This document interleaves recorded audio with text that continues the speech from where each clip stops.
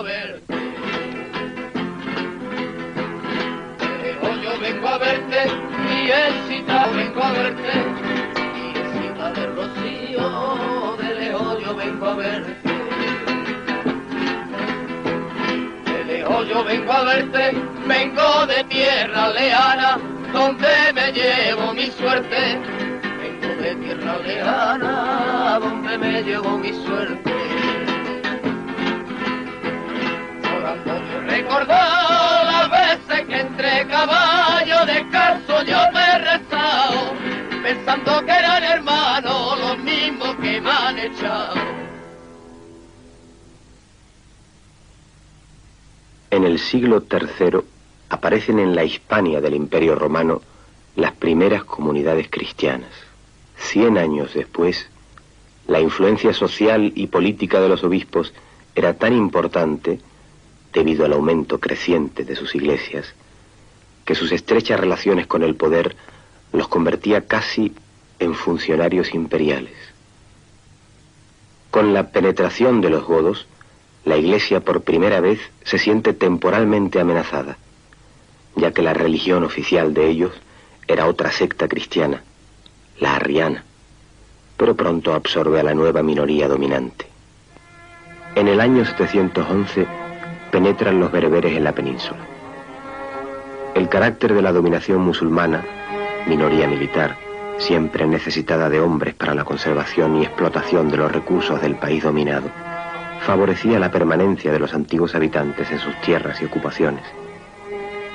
La permisibilidad islámica en relación a judíos y cristianos como poseedores de textos revelados facilitó la islamización de la sociedad hispánica. Así, la Iglesia fue la institución más perjudicada. Esta vez no podía absorber a su poderoso enemigo, por lo que pacientemente espera y se reorganiza en la zona de la Reconquista. A comienzos del siglo IX, llama la atención sobre sí con el hallazgo del sepulcro del apóstol Santiago, meta de peregrinaciones desde ese momento. 3 siglos después, el Camino de Santiago se había convertido en el símbolo de la resistencia cristiana frente al Islam. Desde comienzos del siglo XI y hasta finales del XIII, los numerosos poderes islámicos se entregan a una serie de enfrentamientos políticos y militares, entre sí y contra los poderes cristianos del norte de la península. El triunfo de la cristiandad sobre el Islam marca un decisivo cambio de orientación en la historia de España, que a partir de ese momento aparece vinculada al área geográfico-cultural que conocemos como Europa Occidental. Tras la decadencia de la vida ciudadana con el surgimiento del feudalismo, la Iglesia se dedica a la evangelización del medio rural. A medida que la Reconquista avanza, es la Iglesia, también, el único organismo con sólida estructura para llevar a los territorios repoblados las instituciones, ritos y representaciones familiares, capaces de dar una cierta seguridad a sus habitantes. Para ello, se van erigiendo ermitas en los lugares menos poblados, y se transforman en iglesias o son destruidas las numerosas y bellísimas mezquitas que construyeron los árabes durante el largo periodo que dominaron en la península.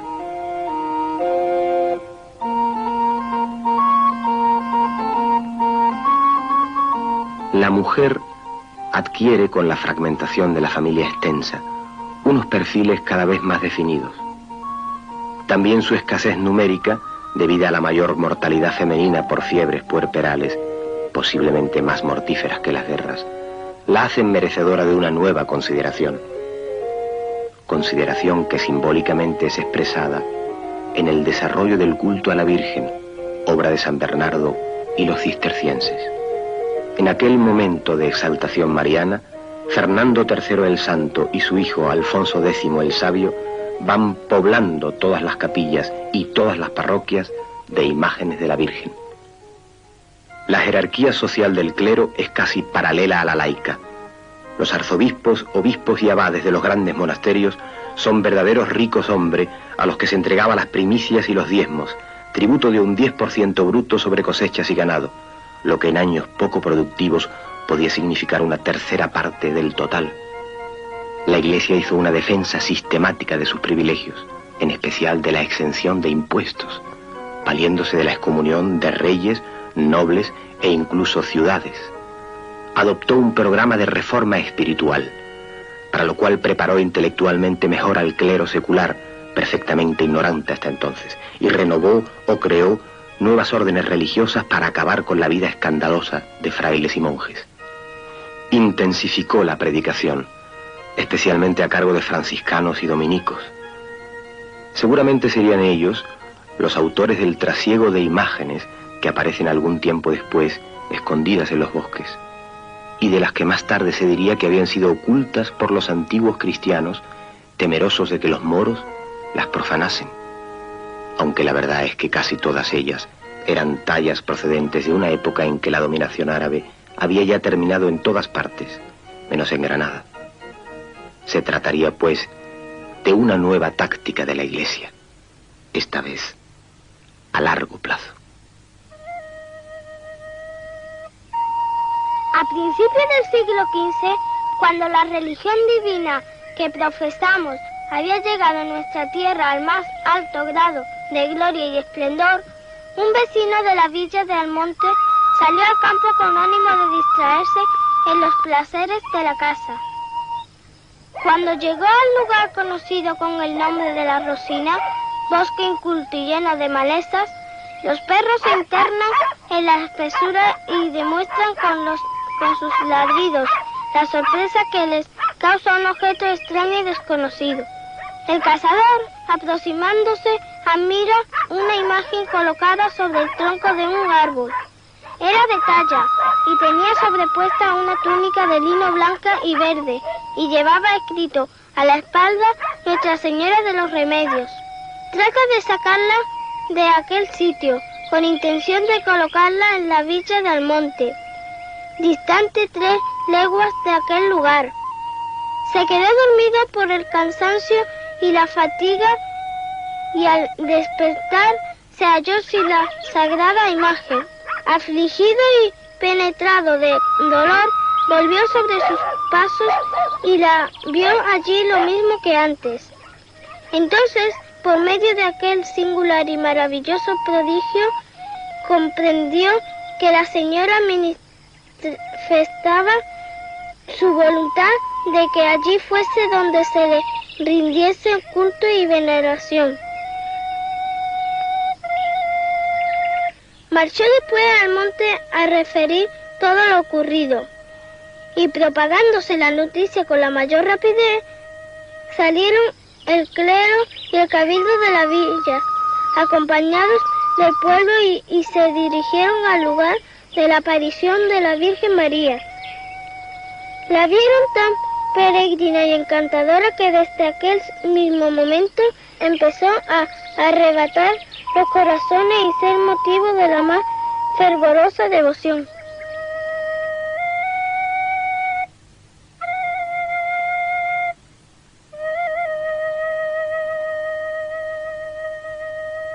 Y al terminar el gótico nos vamos a encontrar todas esas bellísimas tradiciones en las cuales hay una virgen que aparece de una manera especial en el fondo de un pozo, una virgen que aparece en un almendro, en un álamo, en una encina.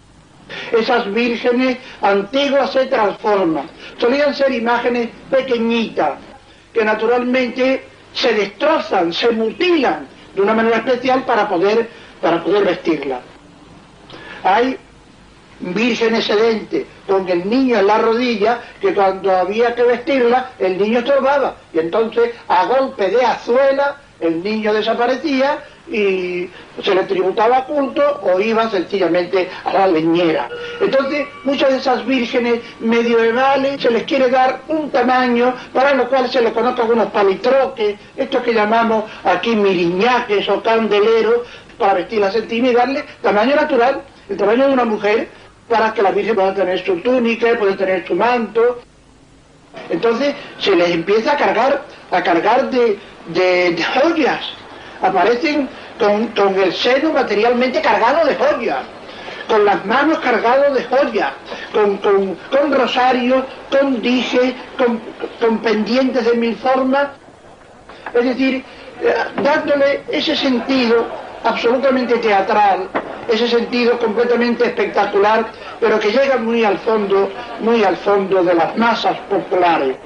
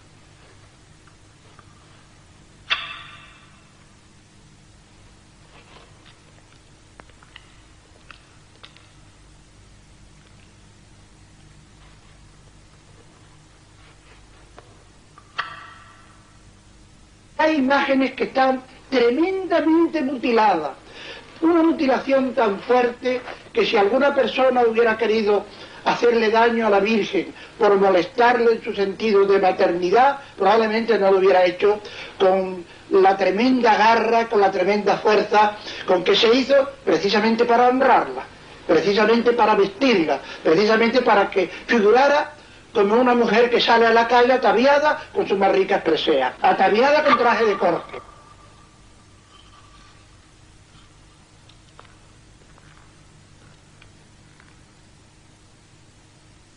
En algunos momentos revolucionarios habrá podido haber el desacato, y los ha habido, el desacato a las imágenes, la destrucción y el maltrato.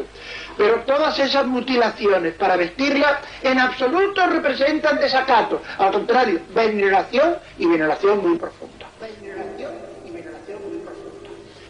Veneración y veneración muy profunda. Veneración y veneración muy profunda. Veneración y veneración muy profunda.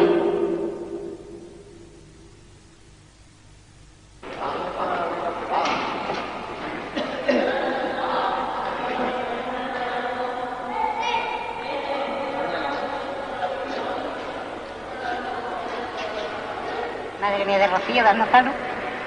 Oye, yo estoy ahora mismo muy emocionada.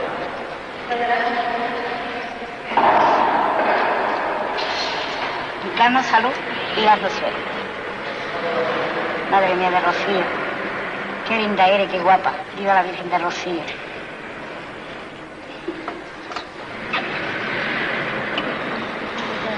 Eres guapísima. Eres encantadora.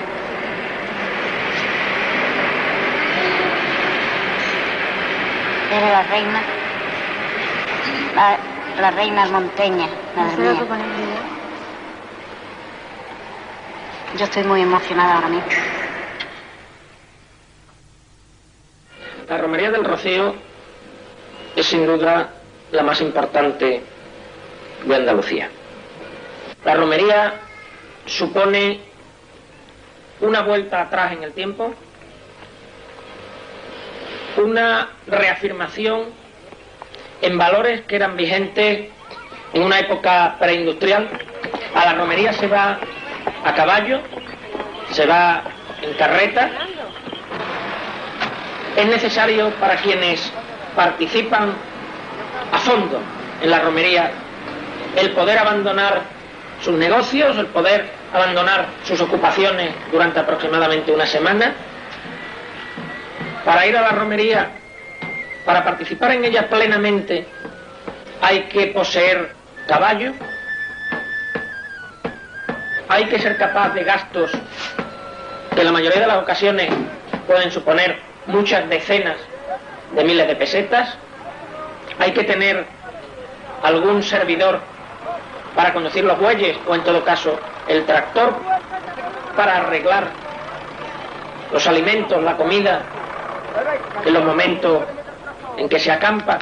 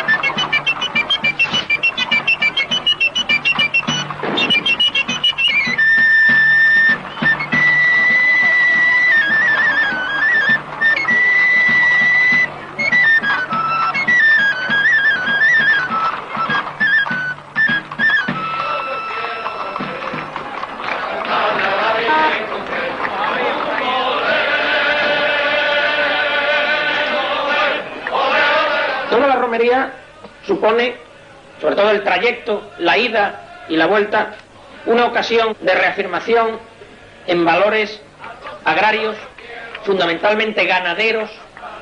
En esto quizá se podría profundizar bastante en lo que ha significado históricamente también en Andalucía los ganaderos en relación con los agricultores. Entiendo que la romería es fundamentalmente una reafirmación en valores de tipo aristocratizante de los grandes ganaderos.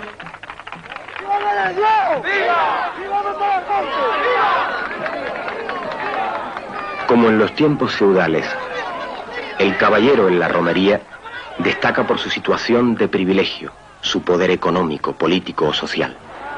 Si entonces había contribuido a la formación y mantenimiento de la nobleza territorial, y el caballo se había convertido en símbolo de riqueza, es decir, de poder, ese poder sigue siendo evidente hoy en día. Frente a los de a pie, se yergue altivo el jinete, el que no pisa la tierra, el que no traga el polvo. Y ese poderío se extiende al terreno erótico, convirtiéndose el caballo en mítico símbolo fálico. Las bonitas mozas se disponen a todo para, orgullosas, pasearse con su jinete.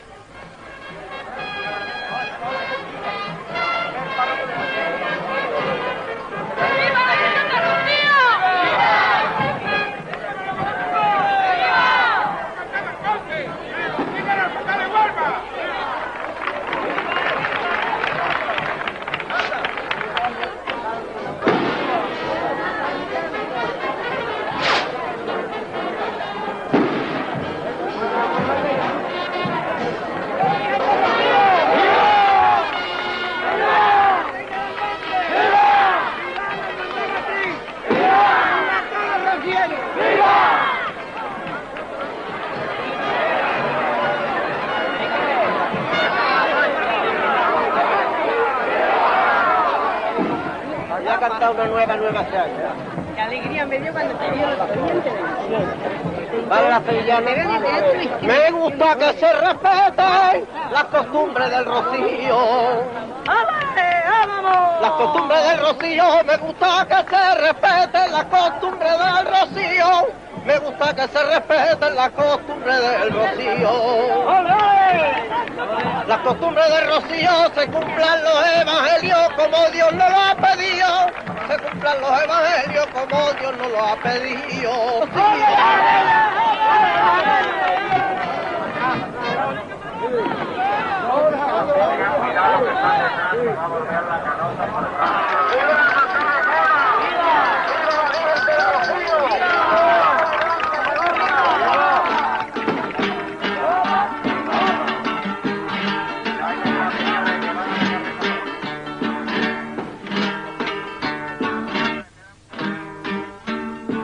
Siento en la mano el calor que en mi piel, tu piel me dejó. Tu piel me dejó. Siento en la mano el calor que en mi piel, tu piel me dejó. Siento en la mano el calor que en mi piel, tu piel me dejó. Tu piel me dejó.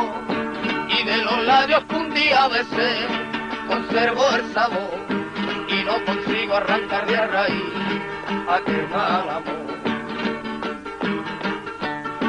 Aquel amor que se fue, yo no me quiero acordar, yo no me quiero acordar, porque no apaga la sed, agua que no deja.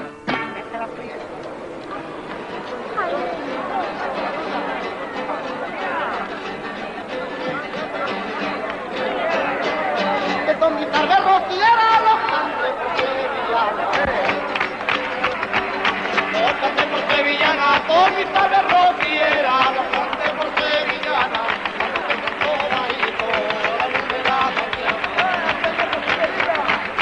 A las 9 de la mañana me gusta mirar tus ojos y yo verte a la cara, que tú estés viendo mi casa, que la muera.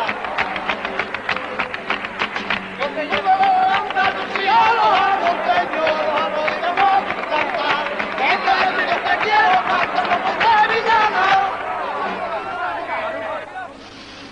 Tengo mi interpretación del rocío, que creo que se ajusta bastante a la realidad. Como todo fenómeno de masas y como todo fenómeno de participación religiosa al mismo tiempo, creo que el rocío es una mística, ciertamente es una mística, pero con unas características muy especiales. Yo diría que la mística del rocío consiste en la búsqueda de la felicidad. La gente va al rocío con un deseo profundo y amplio de ser feliz.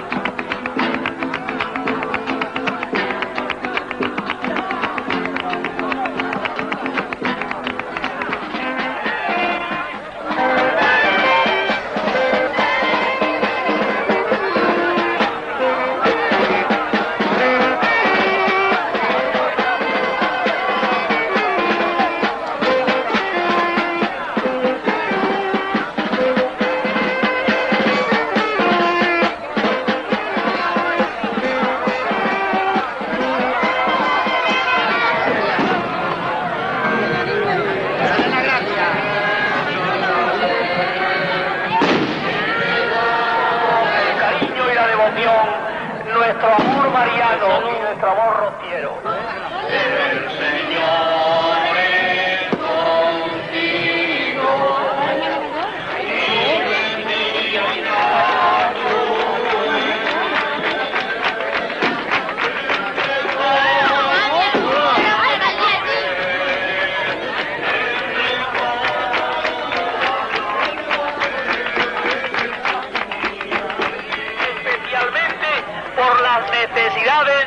iglesia.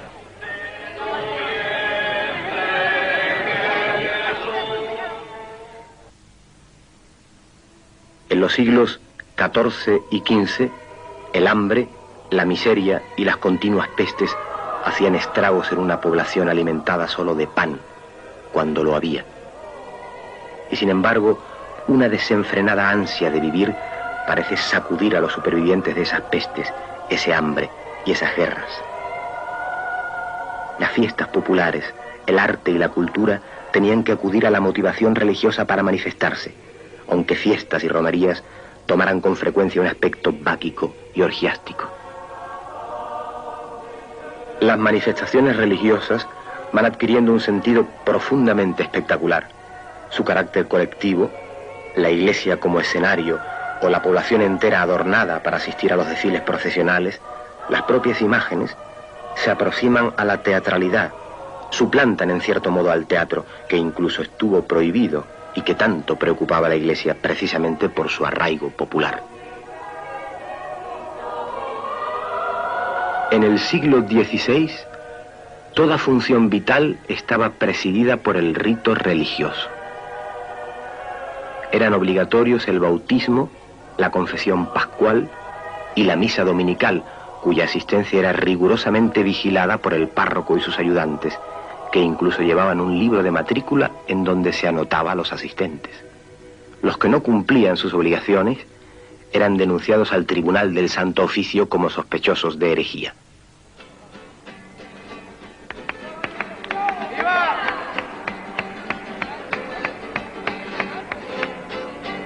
Este año no pasamos por el río de mi sueño. Por el río de mi sueño, este año no pasamos por el río de mi sueño. Este año no pasamos por el río de mi sueño. Por el río de mi sueño, que más de mis ilusiones, ya no puedo estar contento. Que más de mis ilusiones, ya no puedo estar contento. Que ya no puedo estar contento, maldito sea que el agua, yo no puedo estar contento. Maldito sea que el agua no me llega a estar perfecto. El vino se convirtió en supuesto alimento productor de calorías cuando se incrementó el viñedo a costa de la superficie triguera, menos segura y más expuesta a las inclemencias del tiempo.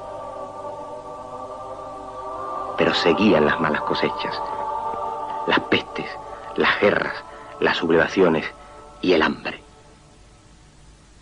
Cuanto más difíciles eran las circunstancias para los ciudadanos comunes, más candidatos había para el sacerdocio.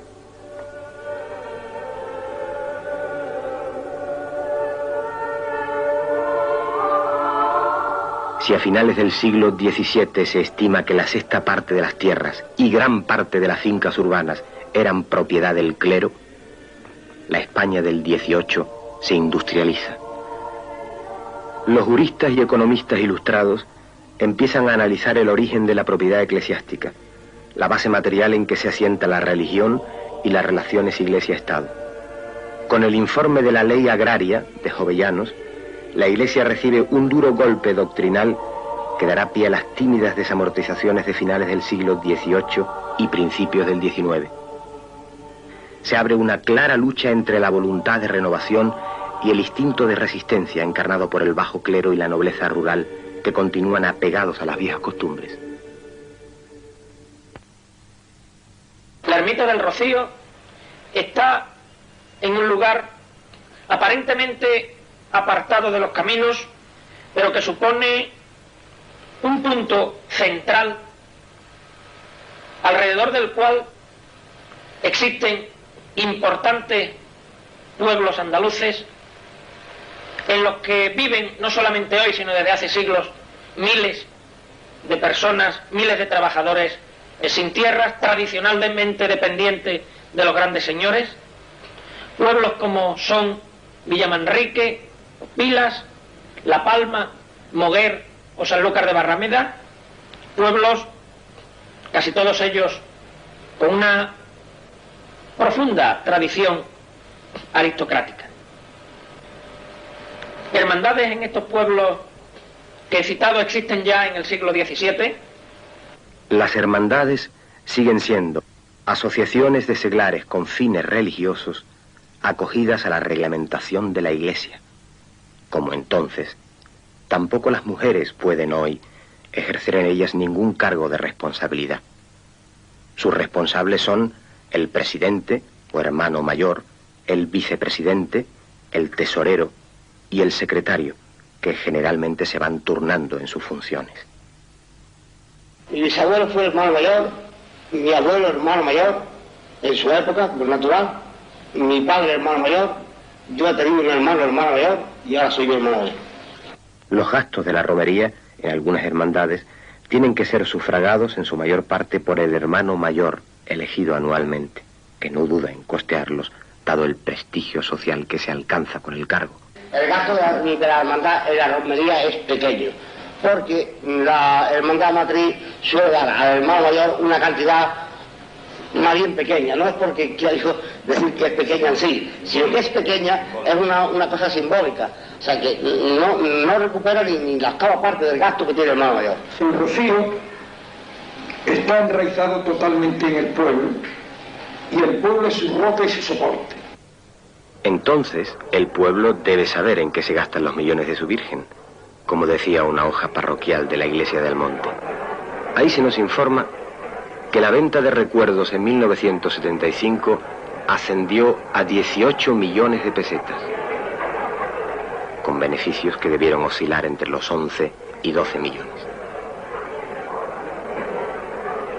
La Hermandad Matriz tiene el monopolio de esa venta en el santuario, con vendedores a comisión sin cargas sociales de ninguna clase. En el rocío fallan las estadísticas. En el rocío se equivocan los comerciantes. En el rocío se equivocan todos los que quieren someterlo a las matemáticas puras. A la Hermandad Matriz no parece que las estadísticas le fallen mucho. Solo en velas el consumo es de aproximadamente 1 tonelada mensual en invierno y 2 toneladas mensuales en verano. Al dinero que maneja la Hermandad Matriz con la venta de recuerdos, hay que añadirle los numerosos donativos de entidades públicas y privadas que se efectúan durante todo el año. Todo ello es depositado en una sola entidad bancaria a la que están ligados algunos miembros de la hermandad. Millones que para nada repercuten en la posible solución de los graves problemas que tiene planteados Almonte. Y a nosotros, la Hermandad Matriz, que tenemos el inmenso privilegio de ser los administradores de la Santísima Virgen, realmente nos espanta esa responsabilidad de estar tan cerca de la Virgen. La creación de muchas de estas hermandades han coincidido, y no casualmente, con hechos tanto nacionales como internacionales que ponían en cuestión la estructura social y los valores de una sociedad fundamentalmente agraria y aristocratizante.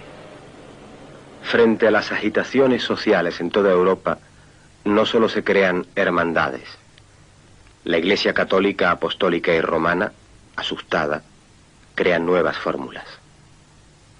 La Virgen María, en persona, se aparece a 3 pastorcitos en Fátima, con mensajes que previenen al mundo del peligro comunista.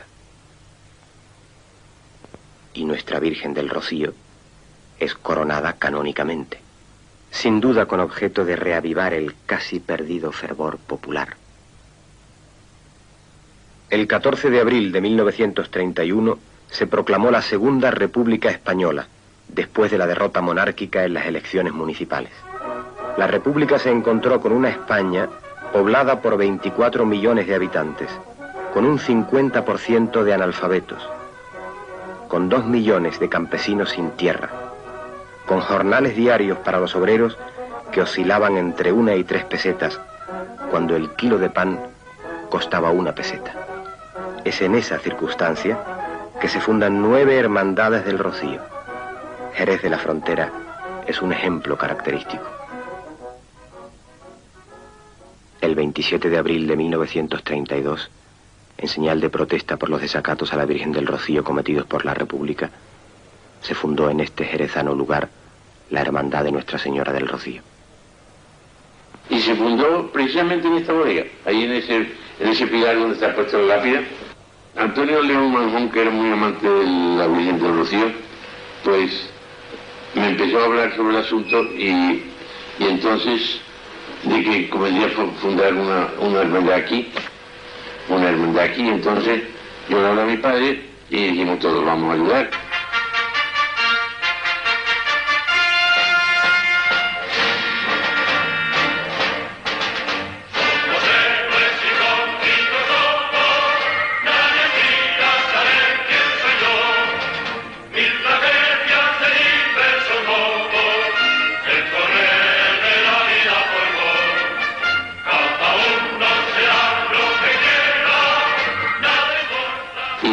Por el padre Llanes, como he dicho, después don Antonio de Manjón, mi buen padre, en Gloria esté, y después don José María Reales, mi padre, ya han muerto los tres. Siempre han ido las personas pudientes, desde que se fundó, y es más, los señores que lo fundaron, todos son personas de un bienestar económico bastante superior y elevado, ¿no? Entonces, se ocupaba en esta hermandad de hacer un rocío a los señores que iban.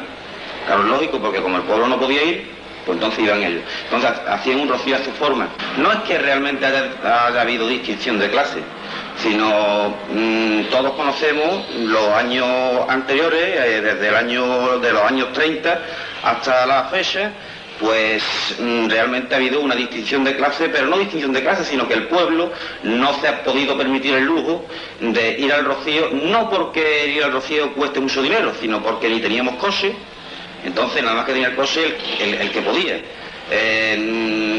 Para ir en este caso sin coche, podía ir a caballo. ¿Quién tenía un caballo? ¿Quién podía? Entonces la clase media o la clase humilde, como se puede llamar también, pues no podía ir al rocío. Realmente yo considero que distinción de clases no ha habido nunca. No ha existido aquí en Jerez. Lo que ocurre es que a la persona pudiente no se le ha dado apertura. No nos hemos acercado a él. Entonces quizá él le ha dado miedo de acercarse a nosotros. Durante el periodo de la Segunda República no hubo en general impedimentos para las manifestaciones de tipo religioso. Hubo sí un intento de retirar las imágenes de las instituciones oficiales, de acuerdo con el nuevo concepto de Estado laico, lo que fue aprovechado por la derecha más reaccionaria para promover desórdenes en varios lugares. Siendo el alcalde de Almonte Francisco Villarán, recibió la orden de quitar el azulejo de la Virgen de Rocío del Ayuntamiento. Como estaban acechando este oportuno acontecimiento, pues en el mismo momento que aquello se levantó, inmediatamente los señores más competentes del pueblo, de la parte reaccionaria, se lanzaron a la calle y empezaron a crear grupos y cosas y a montar barrilas de vinos en los sitios más a propósito, para emborrachar a la gente y que vociferaran y asaltaran las casas de los que representaban entonces la política. Sé que ocurrieron cosas horribles. Sacaron a concejales de ayuntamiento de su casa, de la cama, malos, enfermos. Policías municipales lo denudaron, mandados por la jerarquía del pueblo, que ya de antemano sabían lo que iba a ocurrir con el retrato de la Virgen. Los emborrachados, incultos y fanáticos, en esa tradición de esa señora, la patrona del monte, cometieron todas esas barbaridades, quizás inocentemente, algunos, pero empujados por estos señores que luego en el movimiento fueron los culpables de tantos crímenes como se cometieron en Almonte y en toda la provincia de Huelva. En los primeros años de la República, como es lógico, la romería del Rocío no era noticia. Empieza a serlo, de forma exagerada, en mayo de 1936, después que el Frente Popular ganara las elecciones en febrero. Lo que nos hace pensar en cómo las derechas aprovechaban la más mínima oportunidad para manifestarse y para publicitar hechos y cosas que directa o indirectamente les interesaban. En resumen, podemos decir que meses antes del levantamiento militar del 18 de julio, clandestinamente, por todas partes y a todos los niveles, se estaban preparando. Con el levantamiento militar del 18 de julio, los monárquicos, los requetés y los falangistas toman la iniciativa. Detienen y matan sin juicio previo a todos los que de una manera u otra habían exteriorizado sus simpatías a la República o se habían distinguido por sus ideas revolucionarias. Esta banda se dedicaba a llevar a la cárcel diariamente, noche por noche, una lista para sacar a individuos, para llevarlo a la carretera y asesinarlo delante de la luz de un camión.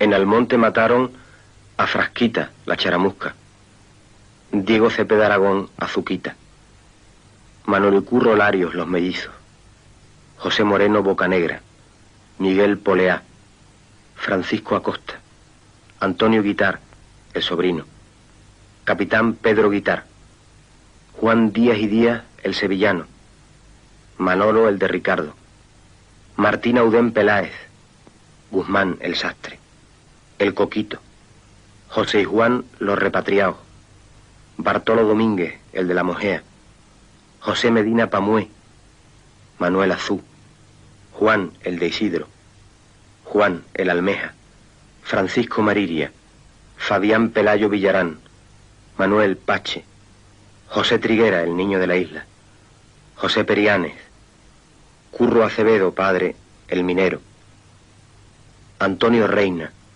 Francisco Núñez Cúchares, Diego Escobar, Currito Pecho, Antonio el Gato, el Cojo Zapatero del Cabezo, Juan Canito, Curro el Breero, Antonio el de la Botinera, José Convento, Antonio el Rano, Antonio Caliche el Radical, José Botones, Jerónimo el de la Panadera, Juan el Neguito, Andrés Borrero y varios más, hasta hacer un total de 100 personas, 99 hombres y una mujer. Las derechas de Almonte no se contentaron con actuar en su propio pueblo. Su odio a los mineros por su tradición de lucha les llevó a saquear y masacrar toda la cuenca minera. Río Tinto, Nerva, El Campillo. En las minas de Río Tinto, explotadas durante casi 100 años por los ingleses, irrumpió ese grupo de unos 40 hombres, todos de la zona del condado, inconfundibles con su pantalón de pana marrón, su camisa azul y su medalla de la Virgen del Rocío como mascota. Como los pobres mineros no poseían apenas nada, les robaban las máquinas de coser que había en casi todas las casas. Más tarde engrosarían el Ejército Nacional, formando parte de la segunda bandera. Vestidos ya con el uniforme militar, seguían luciendo su medalla de la Virgen del Rocío.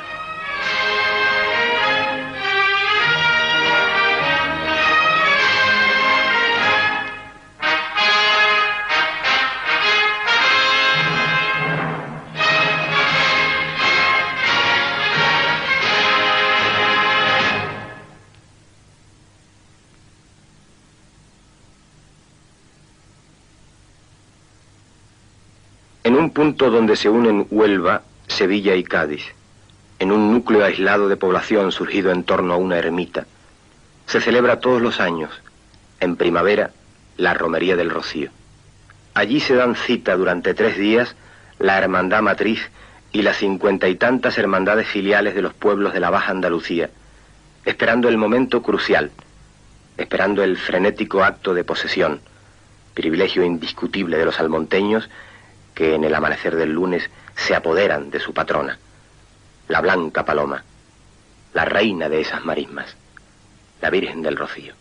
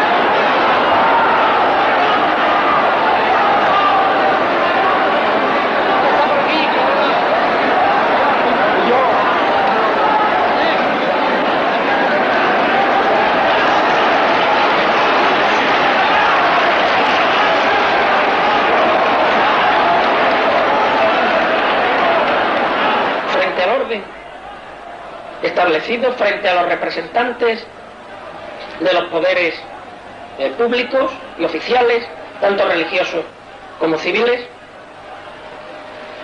los almonteños, el pueblo de Almonte, es espontáneo, es libre, no acepta corsés ni imposiciones.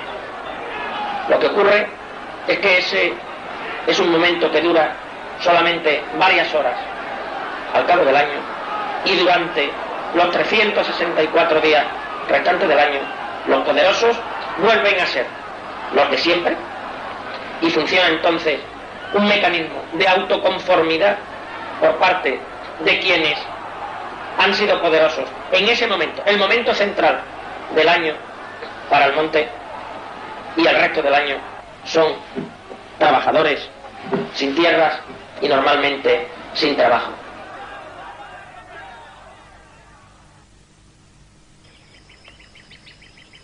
En agosto de 1810, Almonte se encontraba ocupado por el ejército francés. Pasábamos hambre y teníamos que entregar lo mejor de nuestras cosechas, a veces al ejército invasor y a veces a nuestro ejército. Todos nos exigían, se llevaban nuestro ganado, aquello era un saqueo constante.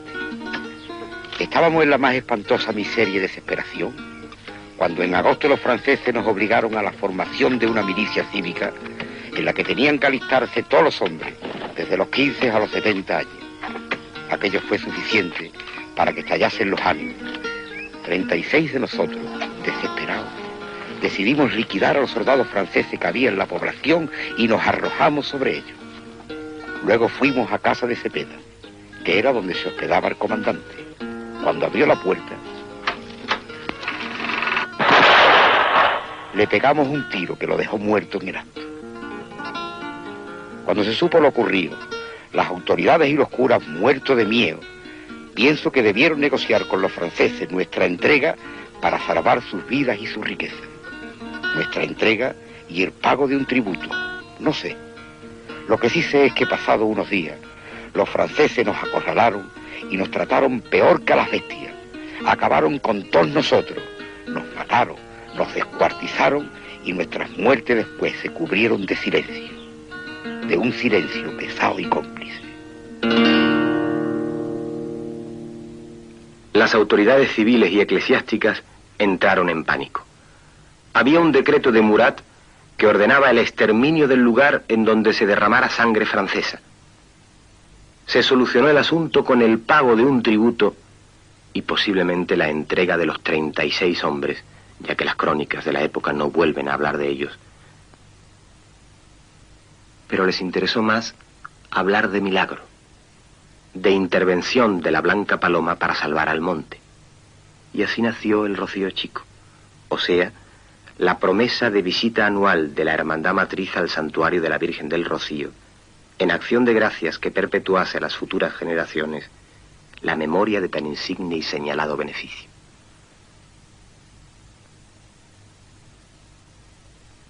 Cuando en Almonte había 300 familias, habitando chozas sin la más elemental condición higiénica, se derriba la ermita del Rocío para construir el actual santuario.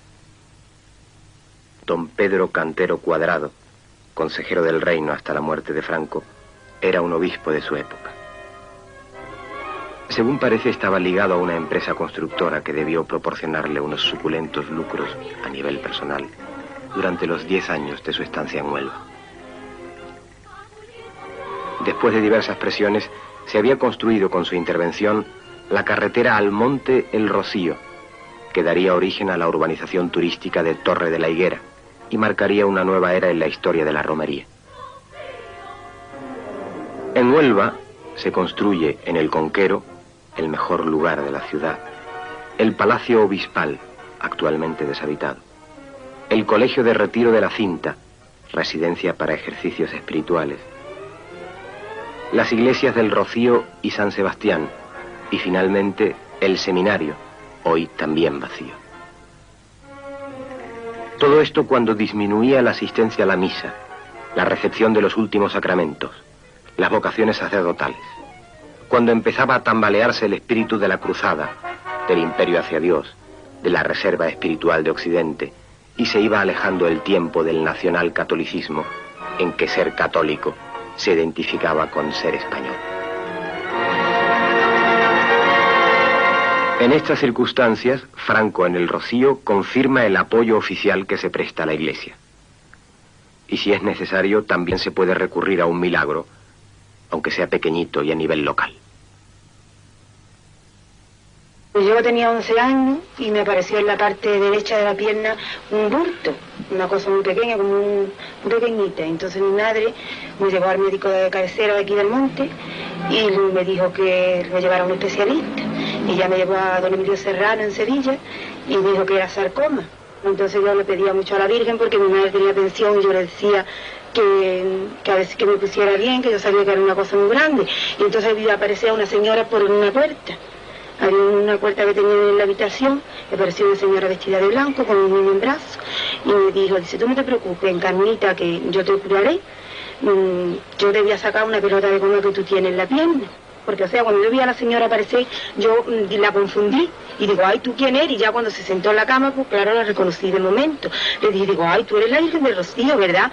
Dice, sí, hija, yo vengo a ponerte bien.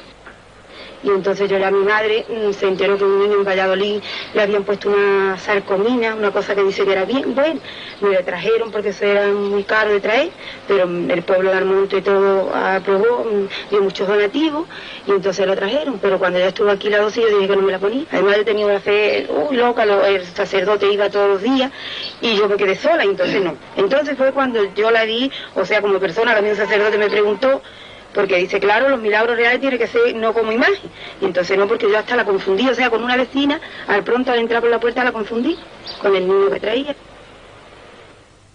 En agosto, a continuación del Rocío Chico, de 7 en 7 años, desde que Cantero Cuadrado determinó esa periodicidad en su empeño por regularizar y controlar el ímpetu popular que a veces consigue escabullirse de la tutela eclesiástica, es trasladada a hombros de sus almonteños, desde el santuario al monte, la Virgen del Rocío con su traje de pastora, pastora protectora, pastora madre, pastora mujer.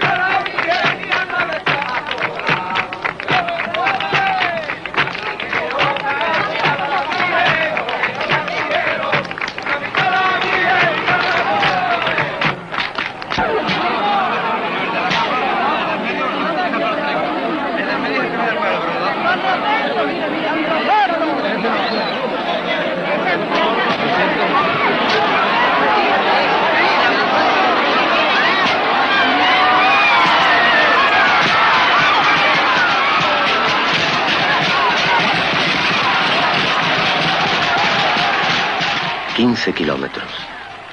Toda una noche hasta el amanecer en que, con el primer rayo de sol, es desvelado su rostro.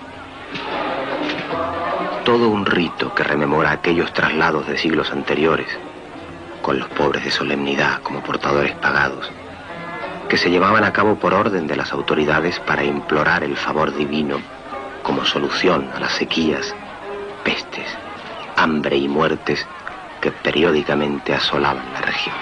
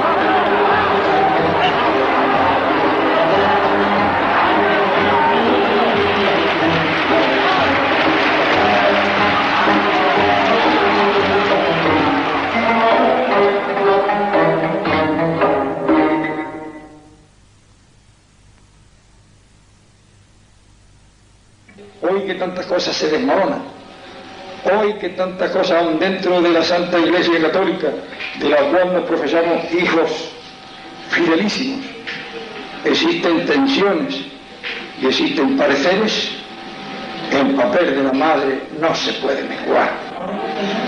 ¿Qué damos a cambio si quitamos a la madre? Con el esfuerzo de mis manos la vía tengo que ganar. También van a servir mis manos para buscar mi libertad. También van a servir mis manos para buscar mi libertad.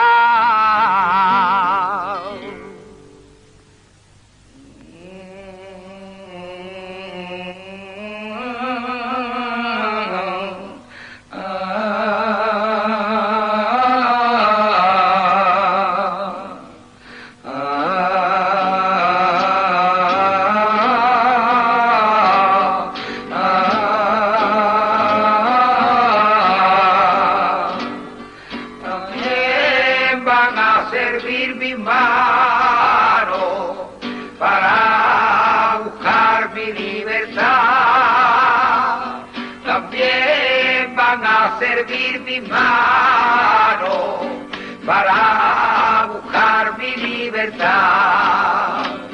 En pie, hombre de los campos, en pie, hombre del taller, en pie, hombre del trabajo, en cualquier país que esté, con el esfuerzo de mis manos, la vida tengo que ganar.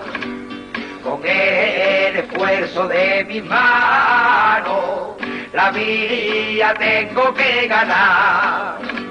También van a servir mis manos para buscar mi libertad.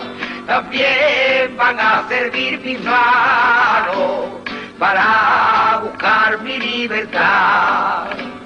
En pie, hombre de los campos, en pie, hombres del taller, en pie, hombres del trabajo, en cualquier país que esté. Con el esfuerzo de mis manos, la vida tengo que ganar. Con el esfuerzo de mis manos, la vida tengo que ganar. También van a servir mis manos para buscar la libertad. También van a servir